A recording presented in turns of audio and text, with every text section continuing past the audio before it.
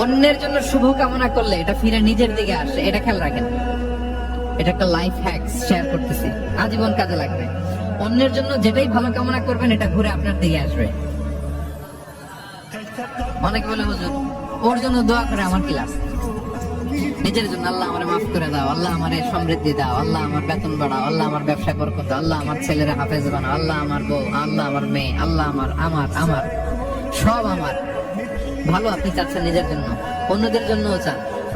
আল্লাহ আমার সব ভাইদেরকে মাফ করো, আল্লাহ আল্লাহ আমার গোটা মুসলিম উম্মাহকে তুমি বরকত দাও, কল্যাণ দাও, নেতৃত্বে আসার তৌফিক দাও, আল্লাহ সবাইকে সুস্বাস্থ্য দাও।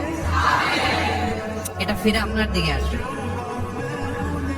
অন্যের জন্য শুভকামনা বহুগুণ বৃদ্ধি হয়ে নিজের দিকে রিটার্ন করে। বিষ্ণু সাল্লাল্লাহু এটাই বলেছেন, মা মিন আবদিন মুসলিমিন ইয়াদউ লিআখিহি বিযাহরিল গায়বি ইল্লা ক্বালা লাহুল মালাকু ওয়া লাকা বিমিসলিন। কেউ যদি তার ভাইয়ের অনুপস্থিতি তার ভাইয়ের জন্য দোয়া করে, ফেরেশতারা ওই দোয়াটা তার জন্য আগে আগে করে। তাহলে অন্যের জন্য শুভকামনা করলে, দোয়া করলে লাভ না লস? ধরেন আমি মোশাররফ ভাইয়ের জন্য দোয়া করলাম যে আল্লাহ মোশাররফ ভাইকে তুমি সুস্থ করে দাও, তখন ফেরেশতারা বলে আল্লাহ যিনি দোয়া করতেছে তার যদি কোনো রোগ বালাই থাকে আগে তারে সুস্থ করে দাও।